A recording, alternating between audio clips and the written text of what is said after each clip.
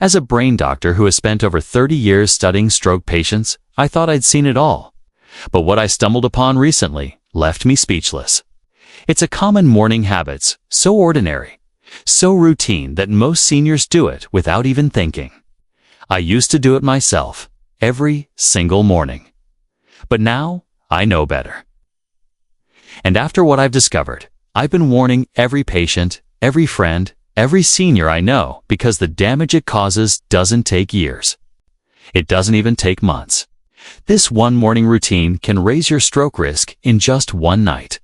That's right, just a few wrong choices the night before and one automatic action the next morning.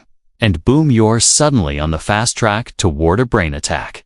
So what is this shocking morning mistake that's quietly increasing your chances of a stroke, especially if you're over 60? Is it something you're drinking? Something you're skipping? Maybe something you've been told is healthy your whole life. The answer will surprise you. But first, let me tell you about Harold. He was 72, fit, sharp, walked 2 miles a day, did Sudoku every morning while sipping on what he thought was a healthy drink. But one morning, while walking down his porch steps, Harold collapsed. His wife thought he tripped. But at the ER, the CT scan showed something far worse, a massive stroke. His left side was paralyzed. Speech gone. The cause? Not high cholesterol. Not a clogged artery. It was something else entirely. A perfect storm caused by one innocent habit he did at 7:15 a.m. that very morning, just like every day before. So let's get straight to it. What is this habit? It's not skipping breakfast. It's not your meds. It's not even coffee, though, that can play a role. It's getting out of bed too fast without hydrating or warming up your blood circulation. I know, it sounds simple. Silly even, but here's the science. When you sleep, your blood thickens slightly due to water loss overnight. Your heart rate slows. Blood pressure drops. Now imagine after 8 hours of lying flat. Your blood is thicker, your brain has been on low power mode, and your vessels are narrower from being inactive. Then suddenly, boom, you sit up, stand up, walk to the bathroom. No water, no gentle stretch. Your heart is suddenly told to shift from 0 to 60. That's a recipe for disaster. The blood can clot. The vessels can't adjust quickly. The arteries going to your brain spasm or get blocked, and that's when a stroke hits. This is called orthostatic hypotensional low blood pressure upon standing, and it's especially common in seniors. But it's not just about dizziness. It's a direct contributor to stroke risk, especially in those with high blood pressure, diabetes, or dehydration. You may not feel symptoms, but damage can happen silently, day by day, morning by morning. And what makes this worse? The second mistake: skipping water first thing in the morning. Think about it, your brain is made of 75% water. After 6 to 8 hours without fluid, you wake up mildly dehydrated, whether you feel it or not. And most seniors wake up and head straight for their pills or coffee, both of which can dehydrate further.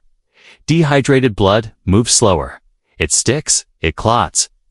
And when that clot reaches your brain, game over. So every morning, the first thing you must do, even before you reach for your slippers, is drink a full glass of room temperature water. Not ice cold, not boiling hot, just plain water. It helps thin the blood, wakes up the kidneys, supports the heart, and reduces stroke risk by up to 60%, according to some studies. I tell my patients, think of water as your morning medicine. It's free, it's simple, but it's powerful. Don't underestimate it. But let's go even deeper. The third stroke triggering habit: holding your pee too long after waking. Yes, I'm serious. That pressure on your bladder triggers a sympathetic nervous system response. Basically, your body thinks you're under attack, your heart rate spikes, your blood pressure shoots up. And if your vessels aren't flexible enough, that sudden surge can rupture a weakened artery, especially if you already have arterial plaque or aneurysms, which are common with age. So don't wait. Don't scroll on your phone. Don't read the news in bed. Go pee. It's more important than you realize. Now, here's a surprise most people never think about. Checking your phone first thing in the morning sounds harmless, right? But neurologically, it's chaos. That blue light, the flood of notifications, the news, the emotional spikes, they all dump cortisol into your bloodstream. Cortisol is your stress hormone. And when your body is flooded with cortisol first thing in the morning, it can trigger inflammation in the arteries, elevate your blood pressure unnaturally, and increase your risk of both ischemic and hemorrhagic strokes. Especially when you're over 60, your arteries are less forgiving. Your vessels are more vulnerable. You cannot afford that sudden spike in stress. You need 10 alerts from news apps about disasters while your body is still waking up. Give your brain 15 to 20 minutes of peace. Breathe, move, drink water. Greet the morning like your life depends on it, because it actually does. And don't get me started on cold showers. You might think it's invigorating, that it builds resilience. Maybe it does when you're 25, but after 60, jumping into freezing water first thing in the morning can constrict blood vessels dramatically and spike your blood pressure. That sudden constrictionist, if you have underlying vascular disease, can be a stroke waiting to happen. If you love a cold shower, at least wait until after your walk or after breakfast. Warm water in the morning is gentler on your system. And speaking of breakfast teas, skipping breakfast is a mistake too, but not for the reasons you've been told. It's not about breaking the fast, it's about blood sugar regulation. Seniors are more prone to insulin resistance. When you skip breakfast, your cortisol remains elevated longer, which messes with your insulin and spikes your blood sugar when you do finally eat. That roller coaster up and down puts stress on the blood vessels and creates an environment ripe for vascular damage. Even a small piece of fruit, half a banana, or a boiled egg can help stabilize things. You don't need a big feast, just don't skip it entirely. Your brain depends on glucose, not too much, just enough to run smoothly. Now, let me tell you about Joan. 74 years old, a retired librarian. One morning she fainted in her kitchen. No warning, just blacked out. She didn't feel pain, just confusion. Turns out, she was dehydrated, hadn't eaten, and had gone straight from bed to a cold kitchen floor. Her blood pressure crashed, then rebounded dangerously. Her MRI showed signs of a transient ischemic attack, a mini-stroke. She recovered, thankfully. But she changed her mornings forever. Now she wakes up slowly, drinks water, does 5 minutes of stretches, sits upright before standing, eats a banana. No phone for 20 minutes. She hasn't had an episode since. And here's the most tragic part.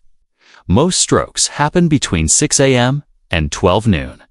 That's not a coincidence. It's your body's most vulnerable time. Blood pressure rises naturally in the morning. Heart attacks and strokes spike. It's called the morning surge. And if you're not careful, your daily routine can become the match that lights that deadly fuse. But you can outsmart it. You can adjust your habits. I've seen countless patients do it and reverse their risks. So I urge you, from one caring voice to another, don't let a simple routine cost you your independence, your speech, or your life. Every morning is a fresh chance to protect your brain, to be smarter than stroke, to honor your body. So here's your new brain doctor's prescription. Wake up slowly. Sit for a minute. Drink water. Stretch your legs. Breathe deeply. Skip the phone. Go to the bathroom. Eat something light. Then begin your day. It might sound boring. It might sound slow. But it's how you keep living fully without that terrifying a visit or that awful moment where your family looks into your eyes and sees you, but you can't speak back. Don't let that be your story. If this video helped open your eyes, please subscribe, because every week we share real, life-saving health advice for seniors. Backed by science and told with heart. And if you know someone over 60, do them a favor, share this video. You could be the reason they avoid a devastating stroke.